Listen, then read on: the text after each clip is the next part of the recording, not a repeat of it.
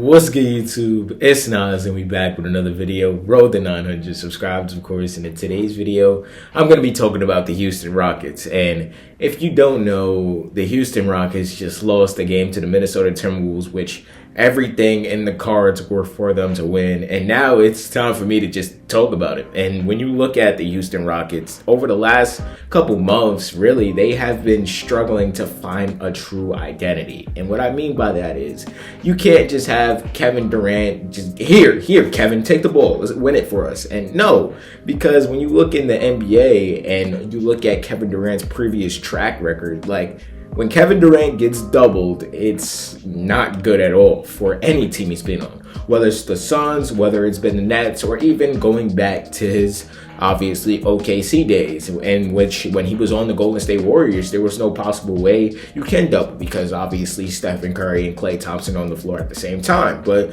when you're looking at this Houston Rockets team, right, you just don't see the firepower which is needed. And I feel like all of the people still trying to make the point guard excuse, saying that Fred VanVleet on this team, the Rockets would be a way better team. And want me to be honest with you, I did believe that at the start of the season, right? But when you're looking at, obviously, the way this team looks now, yes, you are missing that point guard that can set up Kevin Durant. But at the same time, I do think Reed Shepherd could replace some of that production. And Reed has looked good in some of his minutes, but at the same time, Reed has looked bad in some of his minutes. So you can't just say, obviously, a point guard issue equates to that, in which next season when Fred VanVleet is back, like, I still don't see the Rockets competing. Like, I do think their championship window after this season is probably shut. And that's crazy. That's a crazy thing to say, to be honest with you, because obviously going from the second seed last season and then them blowing up their team, basically trading away Jalen Green and Dylan Brooks, a foundation for Kevin Durant, which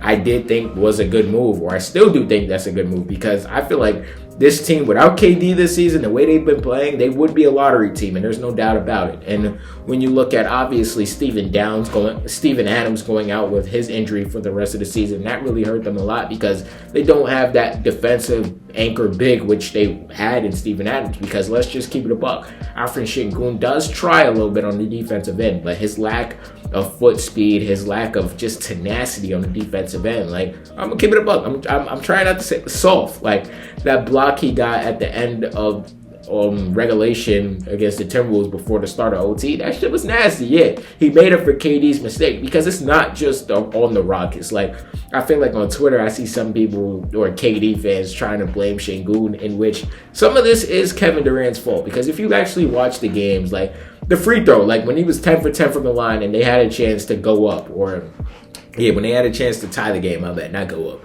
They had a chance to tie the game, like, he was 10 for 10. I told my roommate, I'm like, KD is going to miss the shot. I've seen this 1,000 times. And what did he do? He missed the free throw. So when you're looking at the Houston Rockets and you're looking at KD, you expect more from KD, but at the same time, you can't expect a player that, obviously, one of the greatest of all time, one of the best bucket getters of all time, he can't do everything on the floor, in which I feel like you want KD to score, play make. That's not what we're going to get out of 37-year-old KD. That's just not going to happen. And KD has been elite. Don't get me wrong. With, obviously, this increased workload, he has to play almost 40 minutes a night for them to have a chance against the Chicago Bulls, for example. Like, they lost that game. They're on a 2-game losing streak after that game winner against the Heat when he broke Michael Jordan's record. So when you're looking at KD this season, I'm not saying KD has been bad by any means, because obviously KD hasn't had a single bad season in his whole entire career.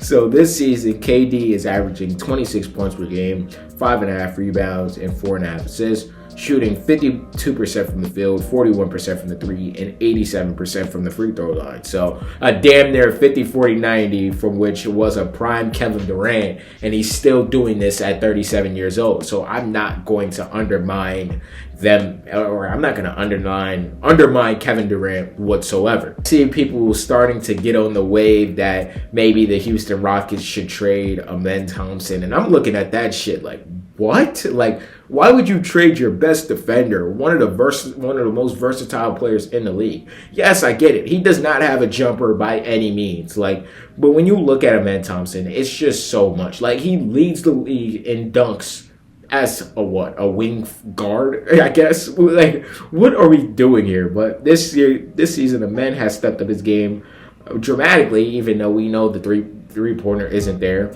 This season, a man is averaging 18 points per game, 8 rebounds, 5.5 assists, shooting 52.5% from the field and 22.5% from three, with 77% from the free throw line. So he upped his free throw percentage, but the jumper is way down. He's not shooting the bitches like that. He's shooting like 1 or 2 a game. He misses those, and he's still going to the rim. So them knowing what Amen Thompson is going to do, I feel like I just made a video. No, I did just make a video about his brother. So when you're looking at the Houston Rockets, like, trading Amen Thompson just doesn't make sense. Or even trading Alfred Şengün, it doesn't make sense. That's why I don't know what is the future for this Houston Rockets team, because I feel like they were on top of, I feel like they probably thought they were on top of the world last season when they were the 2nd seed and nobody expected them to be that good. But now, them being right now the 6th seed, and there's still a chance that they could fall into the play-in spot, which would be actually crazy.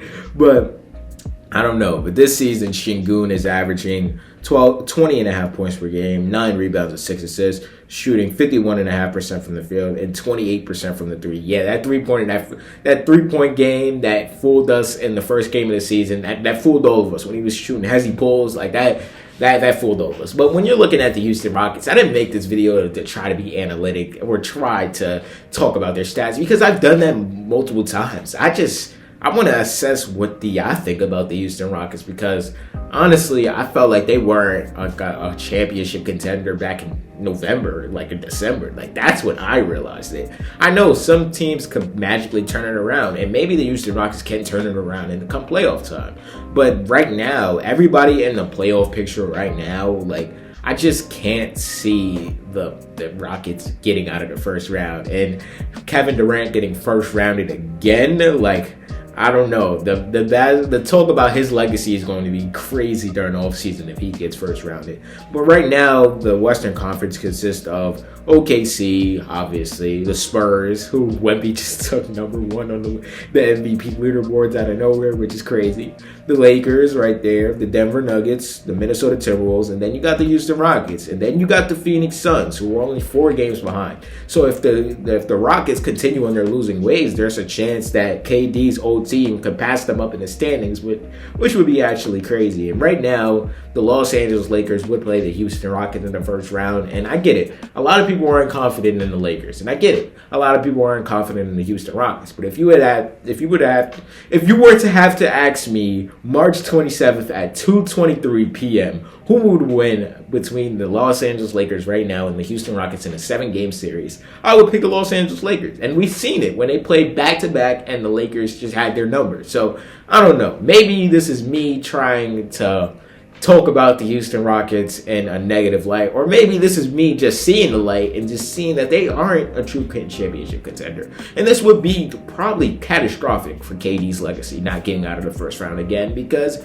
we come back to the talks about, did he need Stephen Curry to win his championships? And I hate that conversation, but maybe we'll have that conversation in the offseason, and maybe the Rockets will turn it around again. I don't know, because the last time I thought about making a Rockets video, they turned it around, and now I'm actually making the video, so let's see what they do towards the end of the season. I hope you guys enjoyed. Subscribe. What's good, y'all? If y'all made it to the end of the video, I hope you guys enjoyed this video. And there's a video right here. I'm pretty sure you're gonna like it if you like this one. And the channel icon's right there if you want to just check out the channel in general. And yeah, leave a like too, because it really helps the algorithm push me out. And yeah, I appreciate y'all for watching this video nonetheless.